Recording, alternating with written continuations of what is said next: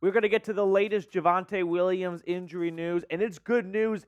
But before we do, why subscribe? Because we have free daily Broncos content here. Anytime news or rumors drops, we get into the studio and get you guys a video. Plus, we're all about audience interaction. We give shout-outs here on the show. So shout out to William Hayes and Michael Montoya, two people I saw in the comment section of our last video. Make sure you hit that sub button while this intro video rolls.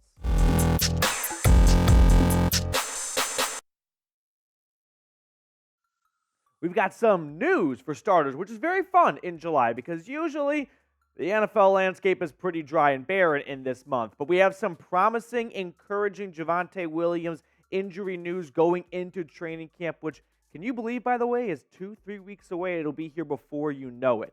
But Javonte Williams and Pat Surtain were hosting a football camp, and he was asked at the football camp on whether or not he will be cleared for training camp. And this is what Javonte had to say. I mean, that's the plan. I feel like I'm ready to go. First things first, that's great to hear, right? That is very good to hear for a lot of reasons. From my football side of things, Denver's going to want to run the football this year. So getting your starting running back sooner rather than later is obviously a good thing. And then as for Javonte Williams, this is incredible, right? He went through a horrific knee injury. This was not your routine ACL injury by any means. There were multiple knee ligaments torn in it. It was a long road for a recovery that he suffered, by the way, in week 4, so October of last season. I was very skeptical about him returning before October, but it looks like all signs are pointing towards him being available week 1 if his status continues to improve. And right now, it's just July, right? So a lot of optimism that when September rolls around, he could be close to 100%. Now, I still have traits and hints and pinches and dashes of skepticism because is that his plan or is that the team's plan? Because those are two very different things, right? A player always wants to come back as soon as possible. A lot of times they have game bonuses, roster bonuses, right? And they want to get that money. So they want to be on the roster, on the active roster. But the team doesn't always want to rush back players before they're ready and risk a bigger injury.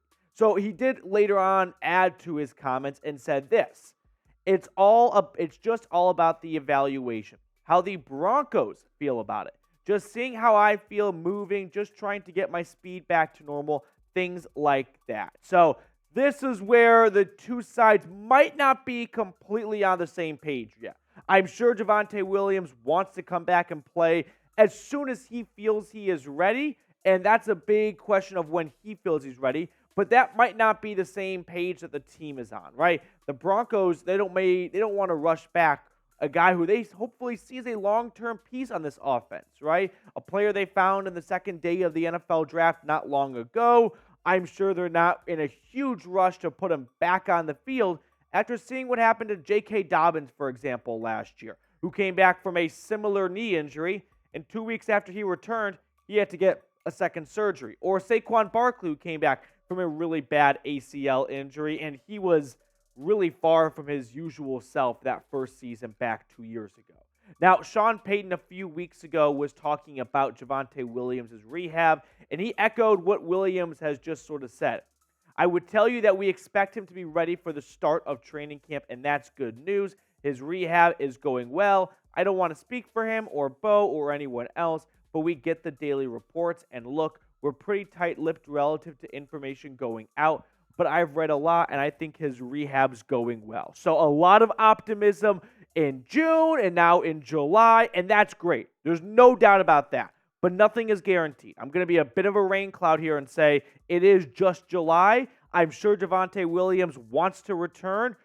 I'll believe it when I see it because this is a major comeback, right? This was not just an ACL tear. Like I mentioned, there were a lot of other ligaments that were torn in this injury.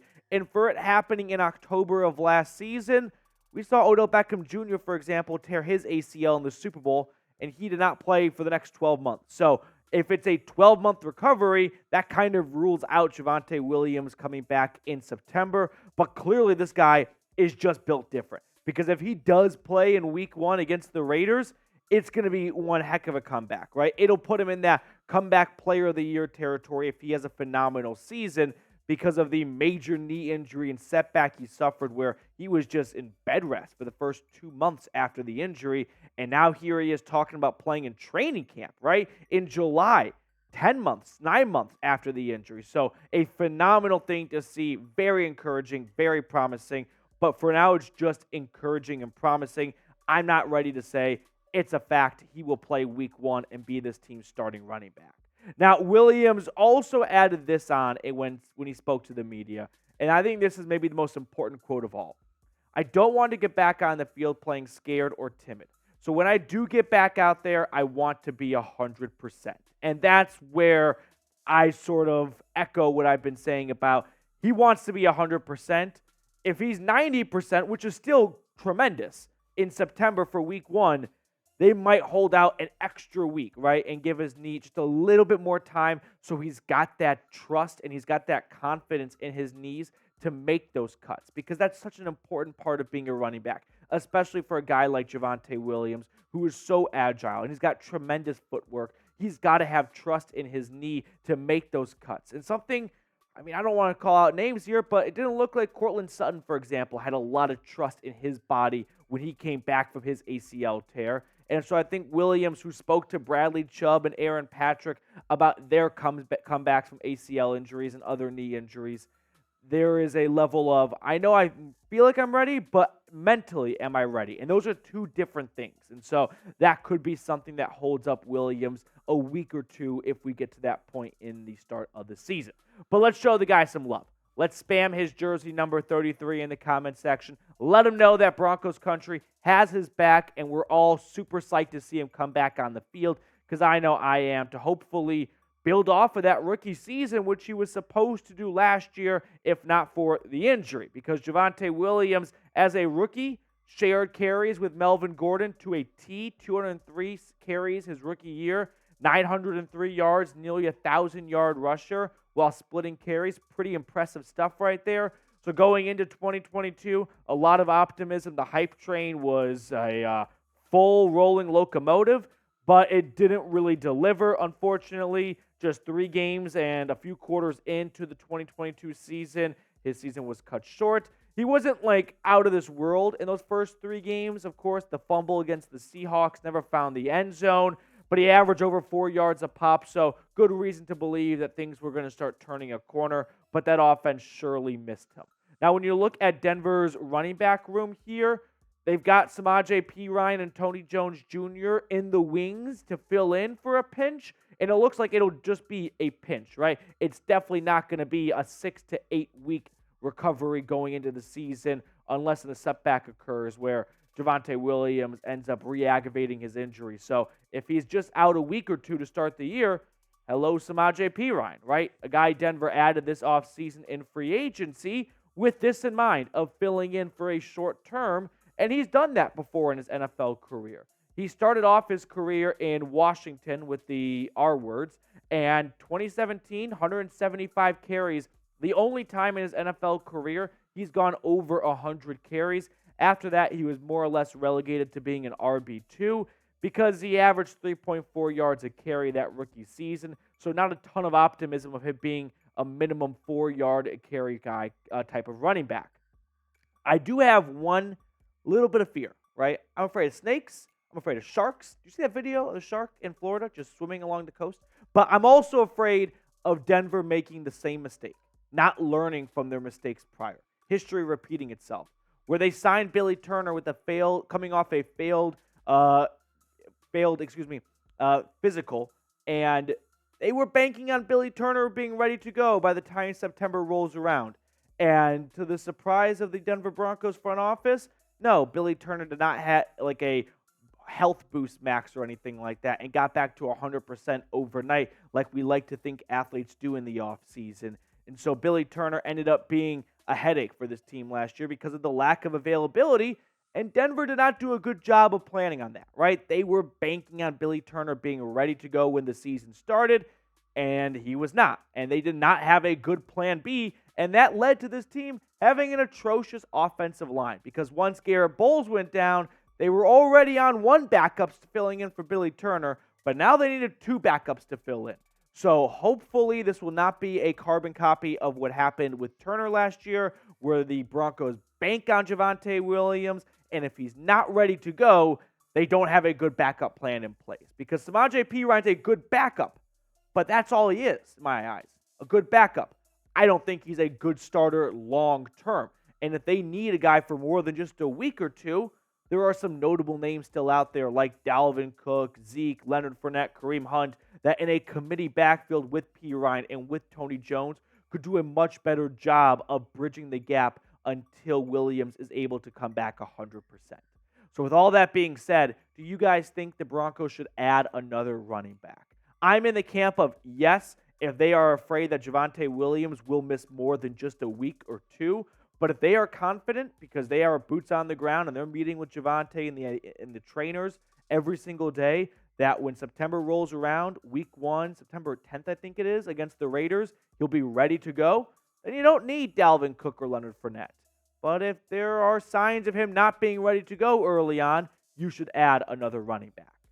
Now, Pat Surtain also offered some promising stuff here on Javonte Williams, saying, I'm very excited. Vontae looks good. I can't wait to play. I can't wait for him to get back out there and play with the fellas. Javonte Williams, in my eyes, is the X factor for this season. If he can come back and start out the gates or even play 15, 16 games and put up 1,000 yards on the ground, that will be huge for this team because this team wants to run the football. That much I am sure of.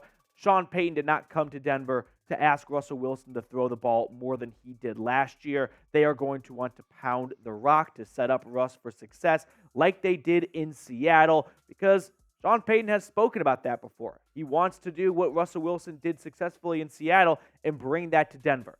And what did Russell Wilson do a lot in Seattle? Hand the football off. They were always towards the bottom of the league in pass attempts. So if you want to hand the football off, you need a good ground game. You don't want to be like the Bucs or the Rams last year who never got anything going. And Javonte Williams, he's got that it factor where he can just explode onto the scene and really establish himself as one of the better up-and-coming running backs in the NFL. It is time for some hot takes today. It is 84 degrees in the Mile High City, which gets us a nice warm plate take. You know in the restaurant, like when the waiter brings out your food, and it's like, don't touch the plate. Plate's a little hot. You order some fajitas, a skillet. That's this type of take here, where it's not burning hot, it's not screaming but it's hotter than honey barbecue at Buffalo Wild Wings. So my warm plate take is this. Javonte Williams does not lead the team in carries in week 1. If Javonte Williams is available and suits up for week 1, I don't think they are going to just throw him into the fire and say, here's 30 carries. You're going to lead this team in rushing carries today. They're going to ease him back in a little bit. And Samaje Perine probably gets majority of the workload. Maybe it looks like Perine gets 15 carries, Williams gets 8 to 10 carries, and Tony Jones gets 3 to 4 carries. They're going to spread it out a little bit. So that's my warm plate take for today. Thanks so much for tuning in. Make sure to subscribe, by the way, if you have not already. We keep you guys in the loop, informed, and entertained all off season long. So never miss a thing when it comes to your favorite team here by clicking that subscribe button. And hey, if you're already subscribed, you can go ahead and turn on your notifications so you don't miss any breaking news or rumors.